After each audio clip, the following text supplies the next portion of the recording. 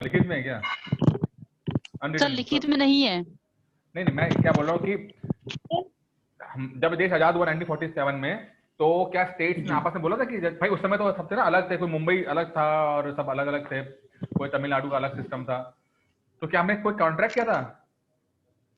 Instrument of assertion कुछ क्या था? इंस्ट्रूमेंट ऑफ एसेशन, जो आपको कंफ्यूज करता हूँ मैं आपको, इंस्ट्रूमेंट ऑफ एसेशन क्या था? डिसीजन हाँ वो तो रियासतों के लिए हुआ था सर। हाँ रियासत, हाँ रियासतें थी रियासतों ना, के लिए, 5,500 रियासतों से के लिए ज्यादा हुआ। रियासतें थी ना, तो आपस में क्या कॉन्ट्रैक्ट किया था क्या उन्होंने, आपस में मिल जाएंगे हम लोग? हाँ सर, वो कराया था ना हाँ सरदार पटेल ने। हाँ, तो क्या वो कॉन्ट्रैक्ट था कि मतलब कभी भी हम अलग हो सकते हैं, हम आपको अभी तो फिलहाल आपके साथ आ रहे हैं लेकिन हम बाद में अलग हो सकते हैं? विलय नहीं पत्र नहीं नहीं, प्रस्ताव ये ऐसा चीज कोई नहीं प्रावधान थी नहीं था। कॉन्ट्रैक्ट में, ये चीज नहीं थी कि आप अलग हो जाएंगे। इंडिया कोई स्टेट अलग हो सकता है क्या? आप इंडिया नहीं कोई सर, हो नहीं सकता है। नो सर अनुच्छेद 1 में ये बात कही है कि भारत राज्यों का क्षेत्र होगा, मतलब संघ राज्य का क्षेत्र भारत है। संघ है राज्यों का, इसका अच्छा। नाम है। जी We sir. have union structure, not federal. Federal में क्या, फेडरल क्या होता है, क्या चीज है federal system? Federal states have their own like वो लोग they can decide example? like in US. तो इंडिया कहते हैं, इंडिया का फेडरल स्ट्रक्चर होता है, इंडिया का तो फेडरल स्ट्रक्चर है कुछ मामलों में No, नहीं है? we can say we have mixed federal तो है union ना, structure. कभी हम लोग एक यूनियन का काम करते हैं, कभी फेडरल का काम करते हैं। फेडरल का मतलब क्या है? डिसेंट्रलाइजेशन ऑफ पावर, शक्ति का विकेंद्रीकरण या रिस्पॉन्सिबिलिटी का विकेंद्रीकरण। मतलब कुछ पावर यूनियन के पास रहेगी, कुछ पावर सेंटर के पास रहेगी, सॉरी सेंटर में कुछ स्टेट के पास रहेगी, यही तो है ना विकेंद्रीकरण। अपना अपना काम करेंगे और फिर कभी इमरजेंसी सिचुएशन आ जाएगी तो सब हम एक स्ट्रक्चर में आ जाएंगे, सारी स्टेट अपनी पावर खत्म कर देंगी और हम बिल्कुल एक सेंटर नीचे आ जाएंगे। तो मान लो कभी इमरजेंसी No, we एक और डिफरेंस है सर। फेडरल में स्टेट्स की पावर फिक्स्ड होती हैं and centre can not overtake it. Okay पनिया दया दे हो ना, क्या हो गया? हिंदी हिंदी बोला जा भाई, समझ में नहीं आ रहा। चलिए चलिए फटाफट पढ़ते हैं, हाँ ये तो टाइम हो जाएगा। ये था कि अच्छा एक मिनट, आर्टिकल 1 देखिए क्या है। भारत राज्यों का संघ है, राज्य अलग नहीं हो सकते क्योंकि राज्य और केंद्र के बीच में कोई कॉन्ट्रैक्ट नहीं हुआ है। कोई कॉन्ट्रैक्ट नहीं है भाई हमारा, वो सब मिक्स है। भारत राज्य जो भारत के अभिन्न अंग है। India is union of states which can't be separated away. America के राज्य उनसे अलग हो सकते हैं, इसलिए अमेरिका का नाम है the United states of America. समझ रहे हैं? अमेरिका का नाम क्या है? United states of America, United of America, United states of America. और इंडिया का क्या नाम है? इंडिया। इंडिया। ये समझिए सर, वहां पे कॉन्ट्रैक्ट है 50 से ज्यादा स्टेट्स का आपस में। इंडिया में कोई कॉन्ट्रैक्ट नहीं साइन किया है, हम लोग पास पार्ट हैं एक आपस में। स्टेट्स का साइज छोटा बड़ा हो सकता है, एक स्टेट टूट के 2-3 स्टेट में बन सकता है, वो अलग बात है, लेकिन उसका अलग नहीं हो सकता वो, ठीक है। अच्छा अब मान लो कि भाई जो राज्य जो स्टेट्स हैं उसका जो एरिया है या बाउंड्री है या नाम में परिवर्तन करना है, वो कौन करेगा? सर ये सेंट्रल गवर्नमेंट, पार्लियामेंट पार्लियामेंट के पास पावर होती है सिर्फ कि वो जो है वो किसी राज्य को उसके वो हिस्से कर सकता है, उसका बाउंड्री छोटी कर सकता है, ठीक है, और या उसका नाम चेंज कर सकता है। उड़ीसा का ओडिशा हो गया, ठीक है, और क्या क्या नाम चेंज हुए हैं? एक ही हुआ है, उड़ीसा हुआ, कोलकाता हुआ, मुंबई से नहीं कोलकाता तो मुंबई, कोलकाता तो आपका हुआ है ना, उत्तरांचल को उत्तराखंड कर दिया, उत्तराखंड को उत्तरांचल वाला था, ठीक ना नाम। और बाउंड्री अच्छा कोई इसका प्रोसीजर पता है आपको कि किस तरह से चेंज होती है बाउंड्री वगैरह? नहीं सर ये जो है सर, ये जो प्रेसिडेंट है सर, प्रेसिडेंट ये सब प्रोसेस प्रेसिडेंट से शुरू होती है। 2012 में मायावती सरकार जब जाने वाली थी, मतलब इलेक्शन होने वाले थे, तो मायावती सरकार ने विधानसभा में ये प्रपोजल रखा कि उत्तर प्रदेश को 4 टुकड़ों में बांट दिया जाए। याद है आपको? बुंदेलखंड, बुंदेलखंड, पूर्वांचल, इस तरह कर दिया जाए, पूर्वांचल उत्तरांचल ये सब तो है ना। तो प्रपोजल क्या आ गया, मतलब उन्होंने मायावती ने बोल दिया तो होने जाना चाहिए, क्यों नहीं हुआ फिर मायावती ने जो बोला था? सर क्योंकि सर जो राज्य विधानमंडल है सर अपनी राय तो दे सकता है, लेकिन सर मतलब ये जरूरी नहीं है कि राष्ट्रपति उसकी राय मान ले, ठीक है ना। मेन पावर मतलब मशवरा तो होता है, राय मशवरा होता है, लेकिन वो अल्टीमेटली वो पार्लियामेंट जो करना करती है वो, ठीक है। अच्छा, अब सवाल तो आ गया, एक पूछा जाता है कि भाई कौन नाम चेंज कर सकता है, तो पार्लियामेंट चेंज कर सकती है, ये सवाल आता है एग्जाम में। दूसरा क्या आता है इसी से जुड़ा हुआ कि भाई जो संसद है, मैं एक आपसे कोट कर रहा हूँ, संसद डैश बहुमत से किसी नए राज्य का गठन तथा किसी वर्तमान राज्य का क्षेत्र, सीमा या नाम में परिवर्तन कर सकती है। संसद डैश, अभी डैश क्या है आपको भरना है, संसद डैश बहुमत से किसी राज्य का नाम, साधारण बहुमत, सामान्य बहुमत, साधारण बहुमत से। अच्छा भाई, साधारण और स्पेशल वाला जो कहते हैं, क्या बोलते हैं स्पेशल वाले को, स्पेशली बोलते हैं। अच्छा, तो क्या फर्क है साधारण और स्पेशल में? सर विशेष बोलते हैं। नहीं सर, विशेष बोलते हैं। हाँ विशेष में भैया, सॉरी अंग्रेजी वाले। सामान्य विशेष क्या बता दीजिए भैया, साधारण का मतलब बता दीजिए, विशेष का मतलब बता दीजिए। साधारण बहुमत का मतलब क्या है, विशेष का मतलब बहुमत क्या मतलब है बहुमत का? सर विशेष बहुमत में 2/3 सदस्य, साधारण में 50%। हाँ, और समझा दिया। ऐसा समझाओगे तो फिर आइंस्टाइन जो है वो दुखी हो जाएगा, बोलेगा यार समझ नहीं रही है, ठीक है ना। ये समझाओ कि सबको समझ में आता है, फिर बाकी जितने भी लोग हैं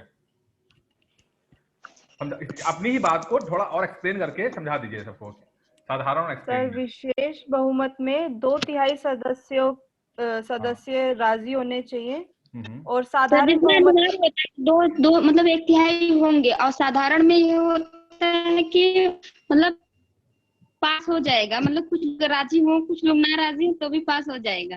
ये क्या मतलब हुआ? 50% हुआ ना, 50.1%, ठीक है ना, 50% ज्यादा। साधारण का मतलब 50% ज्यादा, ठीक है, और स्पेशल का मतलब होता है 2/3, 66%, ठीक है ना। इतना ही हुआ, 66 हुआ, 2/3 इतना ही हुआ ना। हाँ इतना ही हुआ।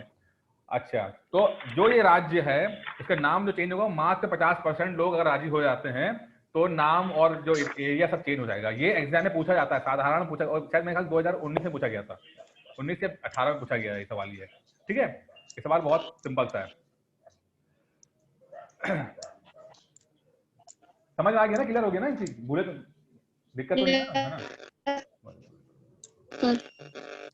अच्छा मैं पढ़ देता हूँ, सुनो। संसद साधारण बहुमत से किसी नए राज्य का गठन या किसी वर्तमान राज्य के क्षेत्र, सीमा या नाम में परिवर्तन कर सकती है, किंतु उसके लिए संबंधित विधेयक यानी बिल राष्ट्रपति की सिफारिश से ही संसद में प्रस्तुत किया जाएगा, अन्यथा नहीं। राष्ट्रपति की सिफारिश होनी चाहिए इसके अंदर, ठीक है, उसके बाद ही वो फ्लोर पे आएगा, ठीक है। ये लाइन भी पढ़ लीजिएगा, ये बहुत इंपॉर्टेंट लाइनें हैं, क्योंकि एग्जाम में क्वेश्चन इन्हीं लाइनों में से बन जाता है। राष्ट्रपति विधेयक को संबंधित राज्य के विधानमंडल को राय हेतु भेजेगा, किंतु राष्ट्रपति या संसद विधानमंडल की राय से मतलब अवरुद्ध नहीं होंगे, यानी कि कोई वो नहीं कि जो कहेंगे वो मान लिया जाएगा, ठीक है। बस राय के लिए बोला गया कि भाई आपकी राय क्या है, ठीक है। जैसे कि भाई शादी वादी होती है तो अमूमन परिवार वाले राय पूछते हैं, अब अपने, लेकिन वो मैटर नहीं करती है, जो जिसको करनी होती है वो शादी उसी से करता है वो, ठीक है। वही जिसको पार्लियामेंट है ना, वो पार्लियामेंट जो डिसाइड कर लेगी तो वो करेगा, राय का मतलब नहीं होगा। यदि विधानमंडल नियत अवधि में अपनी राय नहीं देती है तो भी विधेयक संसद में प्रस्तुत किया जा सकता है, ठीक है। अगर मान लो यूपी के बारे में पूछा गया और यहाँ की विधानसभा ने कुछ नहीं बोला, मतलब कोई जवाब नहीं दिया, हाँ हूँ मैं कुछ नहीं बोला, तो भी पार्लियामेंट अपना काम कर सकती है, कोई दिक्कत नहीं है, ठीक है ना। सर पहले जम्मू कश्मीर में नहीं, लेकिन अब जम्मू कश्मीर में भी होगा ना। अब तो हो जाएगा क्योंकि वो तो अलग हो गया है ना, उसमें चेंज करना पड़ेगा। अच्छा, ये विधानसभा के बारे में पता है ना, विधानसभा क्या होता है, लोकसभा क्या होता है, राज्यसभा क्या होता है, विधान परिषद क्या होता है, ये पता है कुछ आप लोगों को कि नहीं पता है? Yes sir. अब क्लियर है ना, बताइए। विधान परिषद क्या होता है सर बता दीजिए एक बार। सर एक बार सर बता दीजिए सर, अपनी लैंग्वेज में। सर थोड़ा पता तो है लेकिन पूरा ठीक से नहीं पता है सर। देखिए भाई, अगर हम बात करते हैं अपना सेंटर गवर्नमेंट की, तो वहां पे राज्यसभा है, लोकसभा है, लोकसभा है, ठीक है। राज्यसभा को अपर हाउस कहते हैं, लोकसभा को लोअर हाउस कहते हैं। यह ध्यान रखना, शब्द आया था इस बार कि भैया अपर हाउस, अपर हाउस मतलब राज्यसभा जी, राज्यसभा मतलब अपर हाउस, लोकसभा मतलब लोअर हाउस, लेकिन पावर ज्यादातर आपकी लोकसभा में होती है। इसको रेप्लिकेट किया गया है स्टेट्स के अंदर। पहले समझते हैं कि दो क्यों बनाए गए, एक लोकसभा क्यों बनाई गई, राज्यसभा क्यों बनाई गई। लोकसभा में तो क्या होता है कि आपके डायरेक्ट इलेक्शन होते हैं और एमपी चुनते हैं आप, ठीक है, वहां पे वहीं पे सब होता है। जो सरकार बनती है, जैसे मान लीजिए आज बीजेपी सरकार है, मोदी जी की सरकार है, तो मोदी सरकार जो होगी वो रिस्पॉन्सिबल होगी लोकसभा के लिए। मतलब इसका मतलब क्या होता है कि कोई सरकार लोकसभा के लिए रिस्पॉन्सिबल मतलब है कि वहां पर उसका बहुमत है कि नहीं है, लोकसभा में 50% से ज्यादा सीट्स उसकी है कि नहीं है। अगर किसी सरकार का लोकसभा में 50% से ज्यादा सीट्स नहीं है तो वो अल्पमत हो जाएगी, वो फिर वो सरकार नहीं बना पाएगी।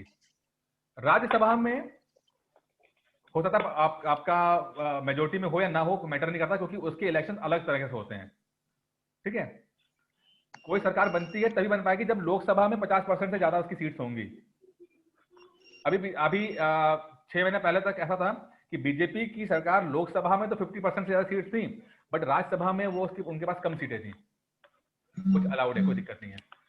राज्यसभा को इसलिए बनाया गया क्योंकि लोगों को लगा उस समय कि इतने बड़े देश को अगर ढंग से चलाना होगा तो सिर्फ आप इलेक्शंस करा के नहीं कर सकते, आपको बैकडोर एंट्रीज भी करानी पड़ेगी, स्टेट्स का इन्वॉल्वमेंट ज्यादा कराना पड़ेगा।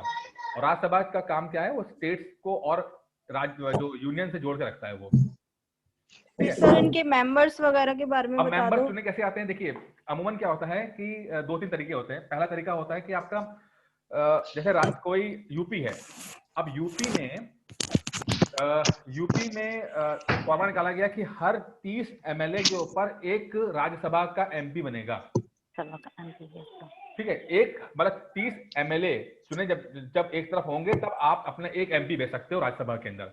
अब मान लीजिए किसी के पास 90 एमएलए हैं यूपी में अंदर, तो वो 3 एमपी राज्यसभा भेज देगा।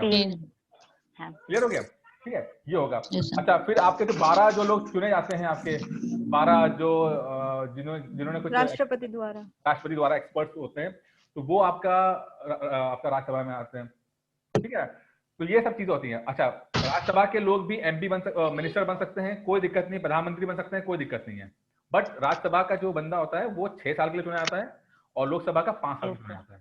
5 साल के लिए। यही चीज इंप्लीमेंट की गई स्टेट्स के अंदर में।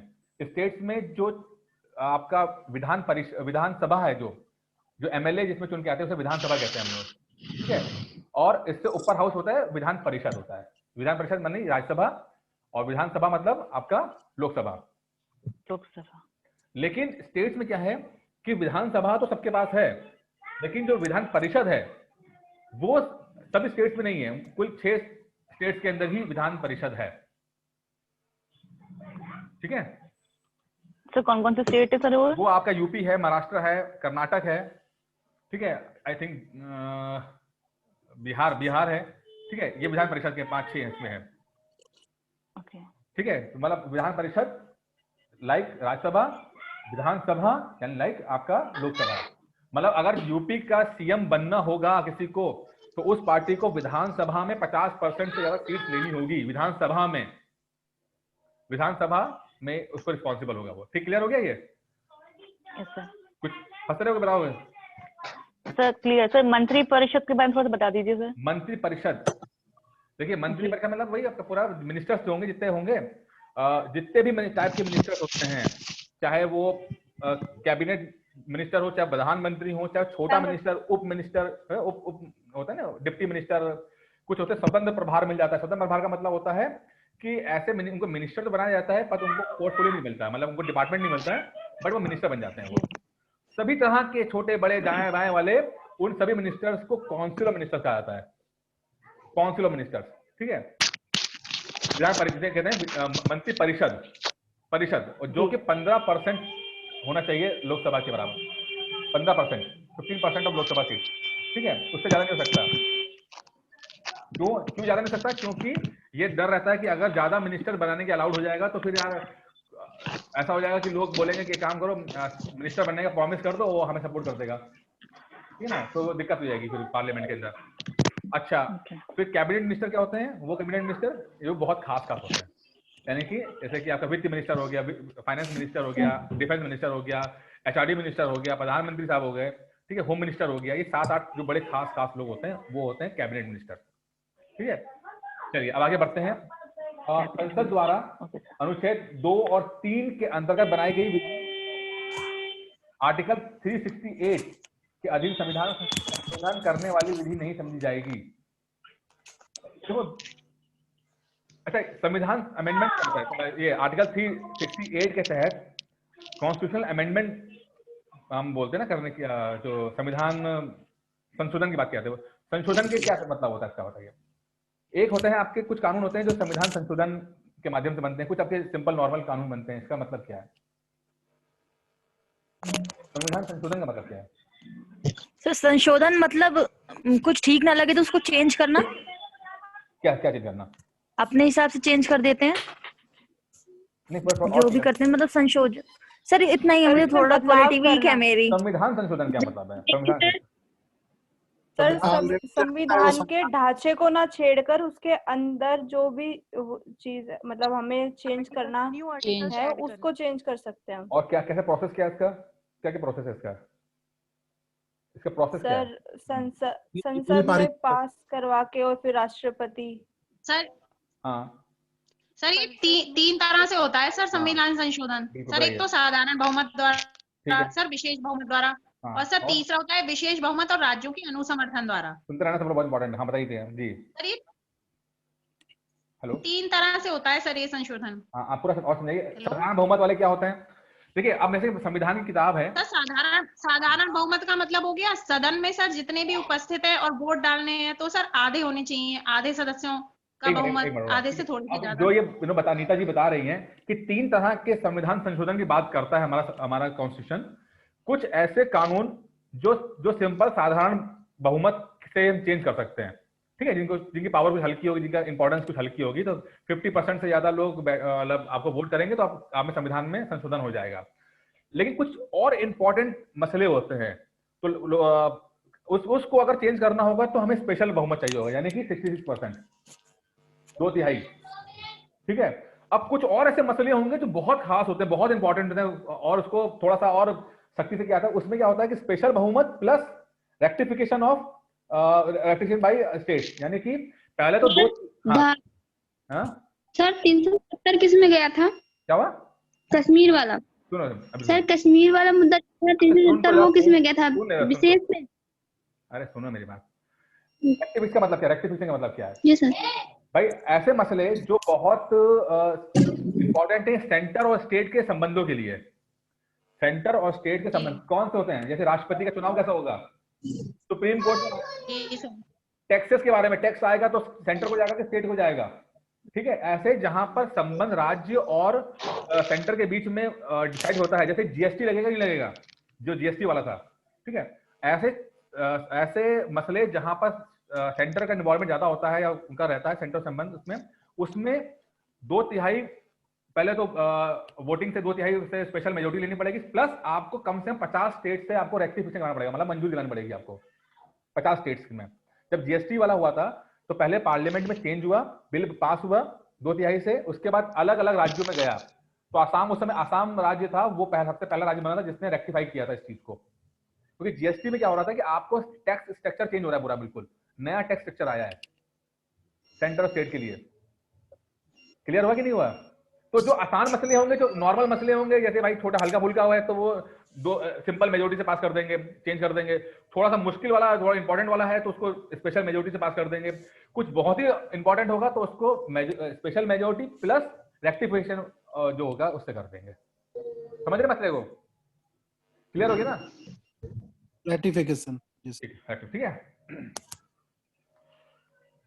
अच्छा, भाषा आधार पर राज्यों का पुनर्गठन जो हुआ है लिंग्विस्टिक बेसिस पे हुआ है, क्या मतलब है इसका? लिंग्विस्टिक बेसिस क्या है? हमारा देश के राज्य किस बेसिस पे बने हुए हैं? सर भाषा या भाषा के आधार पे, भौगोलिक और भाषा। लेकिन तभी जरूरी नहीं कि हमारे राज्य जो हैं वो भाषा के आधार पर ही बने हुए। जब देश आजाद हुआ ना तो हमारे नेहरू लोगों को लगा, नेहरू जी वगैरह लगा कि भाषा के आधार पर या धर्म के आधार पर नहीं राज्यों का गठन, संस्कृति हाँ, तो उससे दिक्कत आ जाती है, कॉमन कल्चर के रूप में रखते हैं, ठीक है। तो पहली समिति बनाई। अच्छा, इसमें मसले बहुत रहे हैं, ऐसी बात नहीं है कि ये बड़ा नॉर्मल सा एक मसला है, क्योंकि लोग आइडेंटिटी को, अपनी भाषा की आइडेंटिटी को बड़ा बचा के रखने और बहुत इसके लिए बहुत ही सेंसिटिव होते हैं, ठीक है। तो समितियां अलग अलग टाइम पे बनी है। जैसे डॉक्टर राजेंद्र प्रसाद ने 27 नवंबर 1947 को एक कमेटी बनाई थी जिसका नाम था न्यायमूर्ति एस.के. धर की कमेटी, धर कमेटी कहते हैं, ठीक है। इसका लिंग्विस्टिक प्रोविजन कमीशन यानी भारतीय प्रांत आयोग, ठीक है। और इन्होंने अपना एक जो रिपोर्ट दी थी इसमें कहा था कि भाई हम इसको ज्योग्राफी और एडमिनिस्ट्रेशन और फाइनेंशियल इसके आधार पर हम लोग राज्यों का गठन करेंगे, ना कि भाषा के आधार पे। अगर भाषा के आधार पे करेंगे तब तो फिर हो चुका कल्याण, क्योंकि इतनी सारी भाषाएं हमारे देश में हैं, ठीक है। ये एस.के. धर ने बोला था, एस.के. धर कमेटी बनी थी 1947 में बनी थी, ठीक है।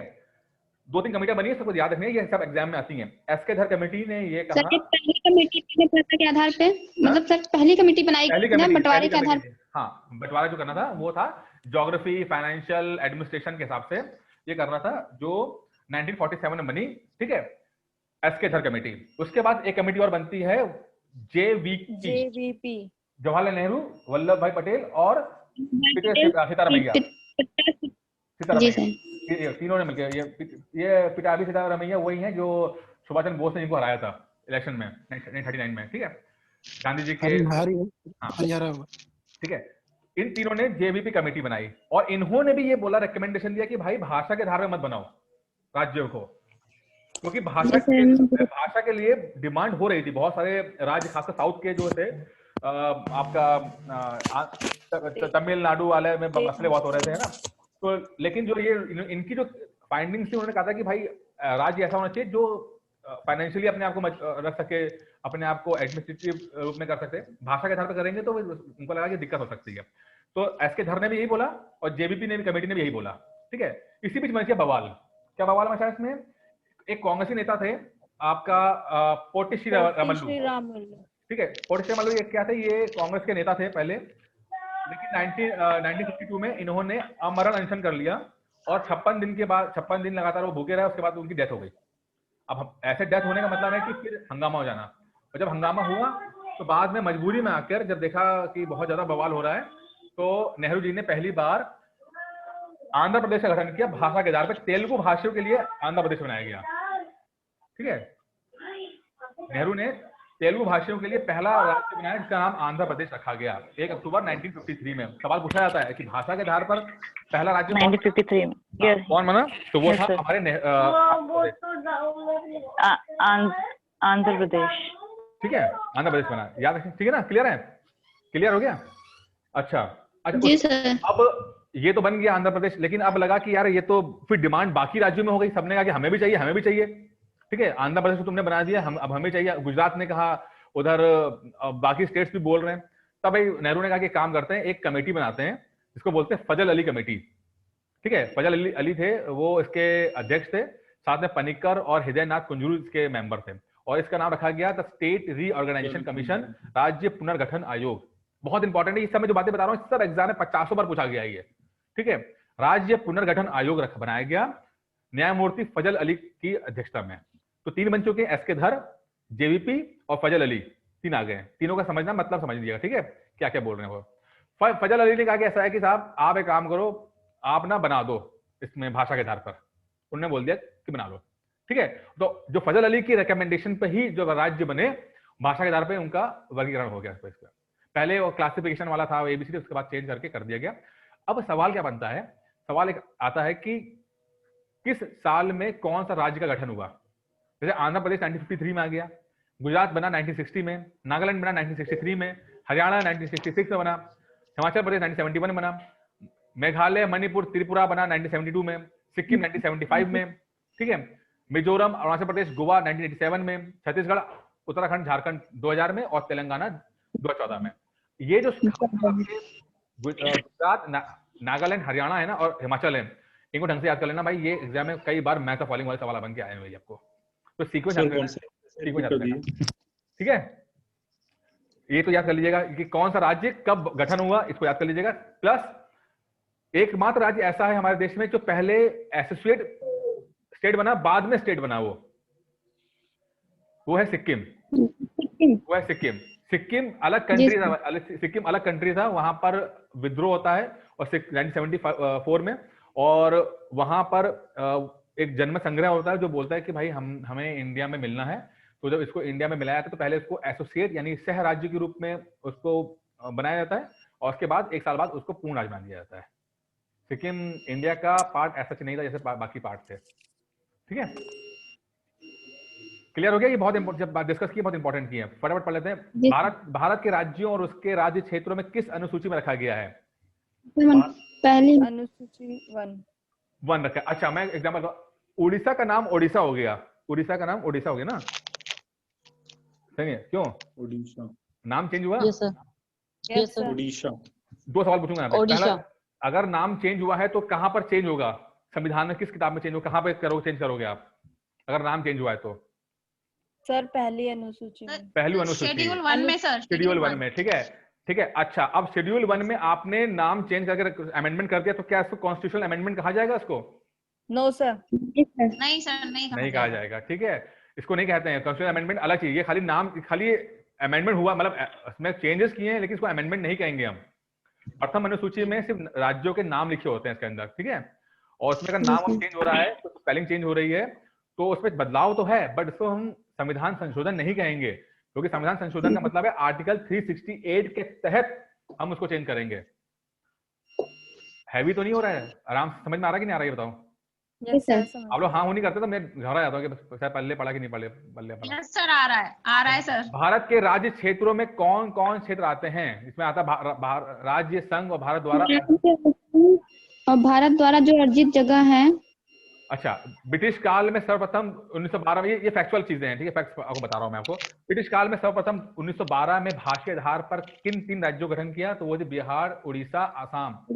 पहली बार भाषा के आधार में अगर इंडियन हिस्ट्री में देखा जाएगा तो वो बिहार, उड़ीसा, असम बनाया गया। ये क्या था? 1905 में बंगाल विभाजन हुआ।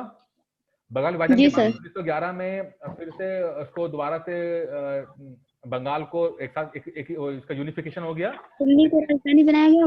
लेकिन बिहार, उड़ीसा, असम को अलग कर दिया गया था। बंगाल तो एक हो गया, बट ये कुछ इलाके जो है वो चेंज हो गए आपके। ठीक है, किसने कहा था कि भारतीय संविधान सर्वोत्तम और प्रमुख रूप से एक सामाजिक दस्तावेज है? वो जी ऑस्टिन ने कहा था। ये सब रट लीजिएगा आप लोग। अच्छा, बाकी मैं देखो क्या इंपॉर्टेंट समझाने लायक है ये। अच्छा, इस सवाल बहुत इंपॉर्टेंट आता है। जब हमारा देश आजाद हुआ तो 4 ऐसे रियासतें थी जिन्होंने मिलने से मना कर दिया था। एक पहला था आपका ट्रैवनकोर पहला केरल, दूसरा जूनागढ़, तीसरा हैदराबाद और चौथा जम्मू कश्मीर। लेकिन ट्रैवनकोर ने जब जून 1947 का अप्रैल या मार्च का महीना था तो उनके जो दीवान साहब थे उन पे अटैक हो गया। वो दीवान साहब समझ गए कि पब्लिक चाहती है कि हिंदुस्तान में मिल जाए, क्योंकि दीवान साहब जो थे वो इंडिया से मिलने के मूड में नहीं थे वो। ठीक है, वो अलग करने के मूड में थे। केरल, ट्रैवनकोर मतलब केरल। ठीक है, तो दीवान साहब ने बाद में हाँ वो कर लिया, आपने जोड़ लिया। ठीक है, लेकिन आजादी के बाद भी 3 जो थे वो बचे रह गए, जूनागढ़, हैदराबाद और जम्मू कश्मीर। और जब ये देश मिले, ये तीनों मिले हैं हमारे उसमें, तो अलग अलग प्रोसीजर से मिले हैं। इसी कहानी में कल सुनाऊंगा, थोड़ा टाइम नहीं है, लेकिन अभी समझ लेते हैं कि जूनागढ़ जो है वो जन्म संग्रह के द्वारा मिलाया गया है। मतलब इलेक्शंस हुए वहां पर और लोगों ने बोला कि भाई हमें इंडिया में मिलना है। ठीक है, उसकी कहानी बड़ी इंटरेस्टिंग कहानी है। इसमें जो जूनागढ़ के नवाब साहब थे वो पाकिस्तान भागते हैं, अपनी फैमिली को छोड़ देते हैं और अपने प्यारे कुत्ते थे कुत्ते लेके चले आते हैं, और बीवी बच्चे छोड़ दिए। उनको कुत्ते बड़े पसंद थे उनको, नवाब साहब थे। तो ठीक है, हैदराबाद वो कैसे हुआ था? वो था ऑपरेशन पोलो, सशस्त्र कार्रवाई हुई थी, मतलब इंडियन आर्मी ने अटैक किया था बकायदा हैदराबाद के ऊपर। ठीक है, और ऑपरेशन पोलो ये केबीसी में सवाल पूछा जा चुका है, कई बार एग्जाम में पूछा जा चुका है। Jammu Kashmir instrument of accession, यानी कि डॉक्यूमेंट में साइन कराया गया था। ये तीनों चीजें मैच द फॉलोइंग में सवाल पूछे जाता है ये एग्जाम में। ठीक है, 5 मिनट रह गए, देखता हूँ मैं खत्म हो जाएगा, लंबा है यार। चलो, ये नागरिकता वाला जो है ना ये थोड़ा लंबा है, इसमें समझाते हैं। चलो कल समझा देंगे इसमें। ठीक है, कहानी समझा देंगे और नागरिकता वाला समझा देंगे आपको कि किस तरह की नागरिकता मिलती है, क्या होता है और कैसे लेते हैं। अभी खत्म कर देते हैं, नहीं तो खत्म नहीं हो पाएगा ये। सर जो आप मतलब कि हिस्ट्री का लेक्चर दिया है प्री के लिए, उसमें कोलंबस का दिया है 94, आपने बताया है 92 है सर। इसके पहले उसमें 92 था। अरे कोई बात नहीं, पूछा उड़ी जाता है। 92 में आता है, 94 में आता, कर लो, हो सकता है मिसप्रिंट हो जाता है। ठीक है, जब मैंने इत्तबा कर, जब पहली बार पीसीएस के लिए मैंने नोट्स बनाए और पहली लाइन लिखी वही गलत लिखी है। वो पहला नोट का पहली लाइन है उसी में एरर हो गया था 94 का 92 में लगा ये देखिए क्या होता है बताइए। लेकिन बाद में नोट्स फिर बनाए गए। जो भी पहले पढ़ता है सबसे पहले सर वो इसमें गड़बड़, और मैंने कभी इसको ठीक ही नहीं किया है, वो अभी तक वैसे ही चल रहा है, वो कैसा चल रहा है। नहीं सर, आपने ठीक किया था, अंडरलाइन किया उसमें ना, हाँ काट के किया है मैंने उसमें शायद। लेकिन सर इस वीडियो में आपने वो अपलोड नहीं किया है, पहले आपने ठीक किया था उसको। चलो ठीक है यार, वो काट दिया था आपने। भावना को समझो, चलो कोई बात नहीं, ठीक है चलिए हो गया। इसको थोड़ा सा पढ़ लीजिएगा, कल बाकी और पढ़ लेंगे। साइंस का भी अगला चैप्टर हाँ कल क्या टेस्ट है? इसको आगे पढ़ाएंगे, और साइंस का अगला चैप्टर पढ़िएगा, सेकंड चैप्टर पढ़िएगा। साइंस थोड़ा मुश्किल होता है सर। मुझे एक बात पूछनी है सर, ये आपने जो अभी पढ़ाया है सर पॉलिटी में, सर ये बुक में तो नहीं है सर? ये छिपा के पढ़ाया सर, जो नोट्स दिए उसमें है मैम। स्पेशल यही तो 3000 रुपए लगते हैं इस चीज के, 2999 रुपए। नहीं सर, आप समझे नहीं मेरी बात। मतलब ये ना, आपने कहा था कि पॉलिटी पढ़ लेना, तो थोड़ा सा मैंने पढ़ा हुआ था, मैंने पहले से ही मैंने पढ़ा हुआ था मैंने। जी सर, उसमें है नहीं सर। आप कौन सी किताब से पढ़ा आपने? सर एनसीईआरटी ही सर, पॉलिटी से। पॉलिटिकल अच्छी नहीं है किताब एनसीईआरटी, तो कुछ भी नहीं है सर उसमें, तो बहुत वही है ना, इसलिए तो मैं कह रहा हूँ 2999 खर्चा जो किए हैं आप लोगों ने, उसका पूरा फायदा मिलेगा, सर्विसेज मिलेंगी आपको। हमने जो टेलीग्राम पे सर आप है ना, 2 बार। हाँ क्या हुआ? 2 बार क्या हुआ? सर हम घटना चक्र से पढ़ सकते हैं, उसमें सब है जैसे पॉलिटी की। हाँ देखो 2 बार तो डाली सर ना, जो एक बार मैंने अलग नोट्स दिए थे और एक बार अलग नोट्स दिए मैं, तो दोनों बार शूट हो सर ऐसा नहीं हो सकता जैसे एक बारी में ही नोट्स तो मिल जाए तो प्रिंट हाँ, आउट निकलवाने में आसानी रह जाती है। तो सर ये जो नोट्स मैं अभी डिस्कस कर रहा हूँ आपसे ना, ये नोट्स आप पढ़ लीजिएगा, ये ज्यादा सुटेबल है फिलहाल के कॉन्टेक्स्ट में देखा जाए तो। जो पेपर आ रहा है, जिस तरह से 2020 में पेपर आया, उस हिसाब से जो अभी जिस पीडीएफ में पढ़ा रहा हूँ वो ज्यादा आपके लिए सुटेबल रहेगा। 2019 में क्या हुआ था, 2019 में थोड़ा सा कॉन्सेप्चुअल पेपर आया था, तो मैंने जो आपके नोट्स दिए हैं 2000 जो थोड़े बड़े बड़े नोट्स हैं आपके ना सर, इसके पहले जो प्री प्लस मेंस के लिए था सर, वो नोट्स थोड़े से ज्यादा एग्जॉस्टिव है, मतलब बड़े हैं, लेकिन अब पैटर्न फिर से चेंज हो गया है। 20 में थोड़ा सा फैक्चुअल फिर से पूछ रहे हैं आपसे, तो ये पुराने नोट्स काम आएंगे आपको, जो दिए मैंने आपको। ये सर एक छोटी सी क्वेरी सर ये है कि आपने जो मतलब पीडीएफ डाली हुई है सर टेलीग्राम पे, वो मतलब सेव कर लिया, इनको मैंने प्रिंट आउट लिया, अंदर लैपटॉप में पढ़ती हूँ, तो सर प्रिंट आउट किस चीज कर लें? जैसे कि मतलब शॉर्ट नोट जो आप हमें वीडियो कॉन्फ्रेंस के थ्रू में पीडीएफ दे रहे हैं, इसका कर लें हम? यार पता बहुत कुछ है, अब किसका पीडीएफ लोगे आप? लैपटॉप है आपके पास ना? हाँ जी सर, लैपटॉप से पढ़ लो, कोई दिक्कत नहीं। अब क्योंकि ना हर दिन तो मैं नया पीडीएफ बनाता हूँ, आपको देता हूँ पढ़ने के लिए। नहीं एक्चुअली सर मैं ये मेरा पूछने मतलब ये कि लैपटॉप हर जगह हम लेके नहीं बैठ सकते सर, सपोज मतलब बच्चे भी मतलब होते हैं सर, थोड़ा बाकी प्रिंट आउट वाली बात है सर। हम तो हमारा बच्चा ऐसा है, हम लैपटॉप खोलेंगे तो वो कहता है मुझे काम करना है, तो मैं उसी को सर मेरा पूरा का कीपैड खराब कर दिया, बेटे ने बैठ गया था, दोबारा पढ़वाया है मैंने सर। चलिए आप मुझे कल व्हाट्सएप करना, मैं आपको बता दूंगा कौन कौन से, थोड़ा बहुत निकलवा लीजिएगा, ठीक है? ओके। क्वालिटी के लिए कोई बुक बता दीजिए। अरे नोट्स पढ़ो यार, इतने बढ़िया मैंने मेहनत करके बनाए थे, टाइप कर करके। अब ये नोट्स बेटर हैं, बहुत अच्छे हैं, बुक से किताब का मैं निचोड़ के बनाया मैंने, सही बताऊं आपको, ये बहुत कुछ आप देखोगे पढ़ोगे, इसमें सब फंसता है, इसी में से फंसता है, और हमने भी अपने इसी से पढ़ा था, ठीक है सर? इसलिए पॉलिटिक्स पढ़ने में मजा भी आ रहा है सर। वेबसाइट जो आपने बनाई है सर, वो से मैंने आज 4 लेक्चर आपके ले लिए हैं, वो मतलब जो मैंने पढ़ा हुआ है ना, उसमें से जो शॉर्ट जिनका निचोड़, मुझे लगा कि मतलब कि मेरा सब कुछ मेरा वही रिवीजन हो रहा है। पहले ही कह रहा हूँ भैया, इसलिए पढ़ाई पैसा खर्चा कर देना चाहिए आदमी को। अब जैसे आपने आपका टाइम बच जाता है, और क्या। मैं लोग कहते हैं पैसा लेते हो सर आप, मैंने कहा ना जी ना, इतनी मेहनत की है तो पैसा तो थोड़ा बहुत लेंगे हम आपको, और किस बात का लेंगे। सर अब मेरी बात भी सुन लीजिए। बताइए, टाइम खत्म होने वाला है, बताइए बोलो। सर जैसे कि आपने सब वीडियो प्री के पॉइंट ऑफ व्यू से ही उस वेबसाइट पे डाल दिया, इसके पहले जो आपने क्लासेस ली थी हिस्ट्री की, पॉलिटी की, जियोग्राफी की, उसको आपने मेंस में नहीं डाला, क्यों?